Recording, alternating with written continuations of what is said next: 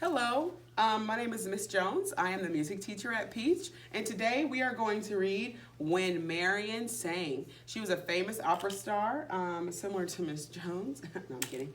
And this book is by Pam Muñoz, and the pictures are by Mr. Ryan Selwick.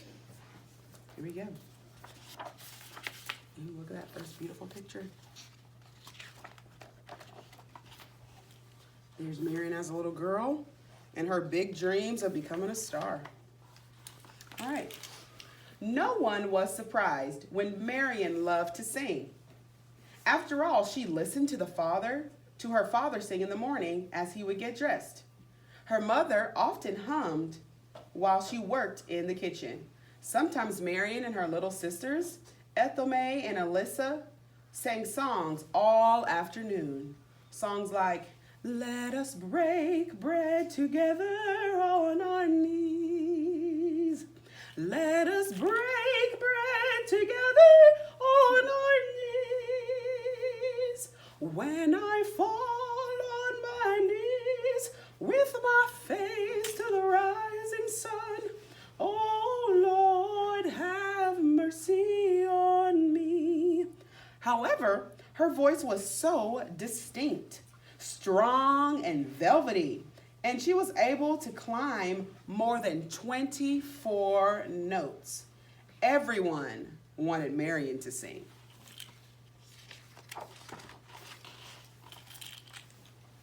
Alexander Robinson, the choir director at Union Baptist Church in South Philadelphia, wanted to hear Marian sing even though she was not quite 8 years old.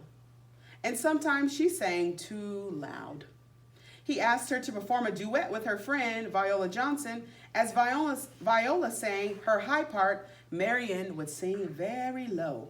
Their harmony blended like a silk braid.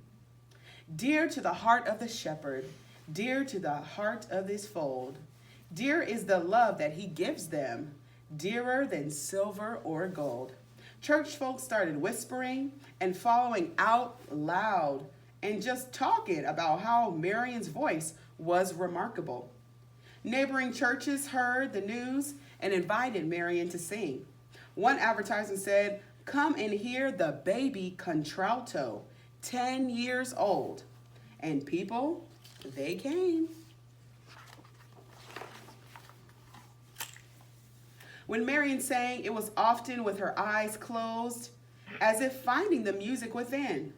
Audiences had not only heard her words, but her feelings too. Spirited worship, tender affection, and nothing short of joy. She was chosen to celebrate in the People's Chorus, 100 voices from all the black churches and choirs in Philadelphia. She was one of the youngest members and had the chance to stand on a chair so that others could see her. Her father was very proud but protective. He didn't want anyone taking advantage of his child. A father's love made Marian feel very important. When he passed away after an injury at the reading terminal where he sold ice, tragedy filled Marian's heart and sometimes her songs. Mother was happy for Marian's success, but reminded her that no matter what, she studied to take the little extra time it would take to do well. Marian didn't need any extra encouragement when it came to singing. She practiced every part of her song and often learned other parts of the songs. For her, music was serious business, and more than anything, she hoped to someday go to music school. Church members promised tuition for our Marian would be accepted, as they'd pay for her to go to school. Since her father's death, Marian worked at odd jobs and sang in concert halls in order to support her family. It wasn't until 1915, when Marian was 18, that she finally went to music school and patiently waited for an application. But the girl behind the counter helped everyone except for Marian. Was she invisible, she thought? Finally, the girl said, "We don't take colored." Her voice sounded like a steel door clanking shut. Marian knew about prejudice. She had seen the trolley drives past her family as they stood on the corner. She knew that her people were always last to be helped in the store, but she could not understand how anyone who was surrounded by the spirit and beauty of music could be so narrow-minded. She felt sick in her stomach and in her heart. They didn't know that her skin was different, but her feelings were the same. Couldn't she just be a professional? Could she be a professional singer if she was an African American? With unwavering faith, Mother told her that there would be another way to accomplish what would have been done at that school. Marian believed her mother. She took voice lessons in her own neighborhood, continued with those choirs, and sometimes performed at the African American churches and colleges. When Marian saw a Metropolitan Opera performance of the tragic opera Madame Butterfly, thoughts of a formal music education came back to her mind. How wonderful would it be to sing on a grand stage, act out the drama roles, and wear a beautiful costume? The passionate music inspired her, and she was determined to study. But opera was simply the sun, the moon, and a dream that seemed so far away. She would sing to herself, "He's got the wind and the rain in his hand. He's got the sun and the moon right in his hand. He's got the wind and the waves in his hand. He's got the whole world in his hand." As a young woman in her 20s, Marian was invited to sing in many states. Sometimes she traveled with her accompanist or her piano player by train, where they were sat in the dirty and crowded Jim Crow car reserved for African Americans.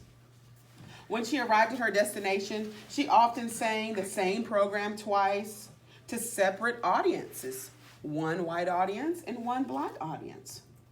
To separated groups, whites in the best seats and blacks in the balcony. Many times she was welcomed with enthusiasm by her audience and could not get a hotel room because she was African American. No matter what humiliation she endured, Marian sang with her heart and with dignity. Her voice left audiences weeping in a hushed awe as they strained to hold on to the memory of every note. Marian still wanted to advance her singing with master teachers. With the help of friends, she was granted an audition for the fierce and famous Giuseppe Borghetti. When she arrived to his studio, Mr. Borghetti announced that he didn't have room for any new students. Too afraid to even look at him, Marian took a deep breath, slowly with emotion, and began to sing. Deep river, my home is over Jordan. Oh, deep river, Lord, I want to cross over into campground. And that is exactly how she felt. She wanted that opportunity to cross over into new land. Marian finally lifted her eyes. "I will make room for you right away," Mr. Borghetti said. "And I will only need 2 years with you. After that, you will be able to go anywhere and sing for anybody." Again, Marian's devoted church community raised the money she needed to go to school. Marian worked hard with Mr. Borghetti, and sometimes for practice, she sang scenes from Italian operas with him. Her recitals now included German songs, but other languages troubled her. She didn't want to just simply sing beautiful words like Dunkel wie dunkel or Wat ihn fällt. She wanted to know that the words meant dark, how dark in the woods and the fields. Other African American singers had gone overseas to develop their voices and learned foreign languages. Why not her? After all, Europe was different. There she would be able to sing with a mixed group of people and travel without any restrictions. Marian needed to grow, and her mother agreed. A bundle of trepidation and excitement, Marian boarded the Isle de France in October 1927. She had never been so far away from her family. She knew her sisters would take good care of her mother, but she was already left with twinges of homesickness.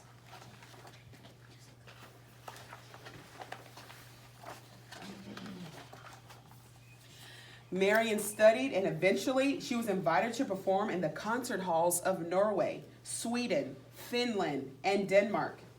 The enthusiasm of her singing was so overwhelming that one newspaper in Sweden called it the Marian fever. Audiences applauded in London, cheered in Paris, and pounded on the stage for encores in Russia. They loved her. In Austria, the world-famous conductor Arturo Toscanini announced that he had heard one of the most privileges. It was one of his most privilege to hear her voice. She's a once in 100-year type of voice. Marian felt as if she had finally achieved some success. She had even asked her mother if there was anything she wanted to make her happy, because now Marian could afford to buy it for her. Mother said after all she wanted was for God to hold Marian in the highest of his hands. It seemed like she was already there. Mr. Borghetti had been right. She could go anywhere and sing for anybody until she came home to the United States.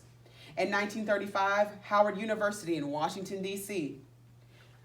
booked a concert with Marian Anderson and began looking for an auditorium big enough to hold the audience that she would attract. They decided that a 4,000-seat Constitution Hall would be perfect. But the manager of the hall said it wasn't available and no other dates that were offered would work because white performers were only allowed to perform there. Marian's agent, Sol Hork, wrote to the hall manager, pointing out that Marian Anderson was one of the greatest living singers of our time. But it did no good. Enraged fans wrote letters to the newspaper in protest. Eleanor Roosevelt, the First Lady of the United States, resigned from the organization that sponsored that Constitution Hall. Howard University then tried to reserve a large high school auditorium from an all-white school. They were denied. Now teachers were angry and marched in support of Marian in front of the Board of Education. Washington, D.C. was a boiling pot about to spill over. Wasn't there someplace in her own country's capital where Marian's voice could be heard? Committees formed and held meetings. Finally, with President Roosevelt's approval, the Department of the Interior of the United States government invited Marian to sing on the steps of the Lincoln Memorial on Easter Sunday. Her country was offering her a momentous invitation, but she had concerns. Would people protest? Was it dangerous? Examining her heart, Marian realized that although she was a singer first and foremost, she had become a symbol to her people, and she wanted to make it easier for those to follow. She said, yes. Standing in the shadows of the statue of Lincoln, waiting to be called out, she read the engraved words, "This nation, under God, shall have a new birth of freedom." Marian looked out on a river of 75,000 people. Her heart beat wildly. Would she be able to utter one note?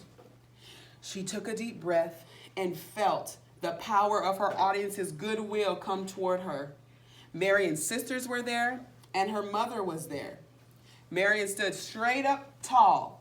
She closed her eyes and sang, "My country, 'tis of thee, sweet land of liberty, of thee I sing." She sang. A roaring cheer followed every note, And at the end of the program, the people pleaded for more. When she began her thought-provoking scene, nobody knows the trouble I've seen. Nobody knows my sorrow. Silence settled among the multitudes. Look how many people came to see her. As far as the eye could see. As far as the eye could see.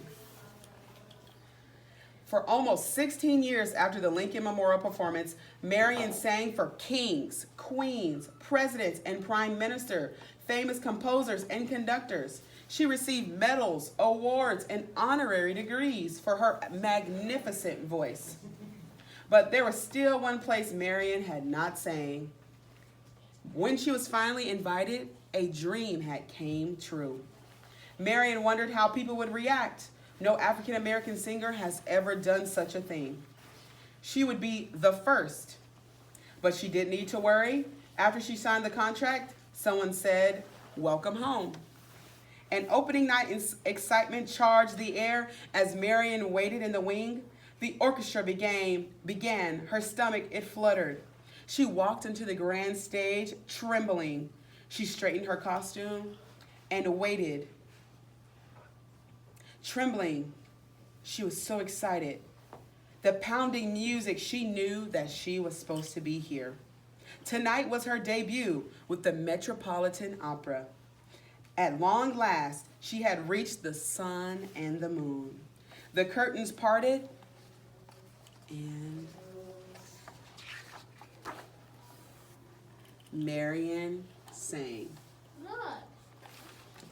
The end. Thank you, boys and girls.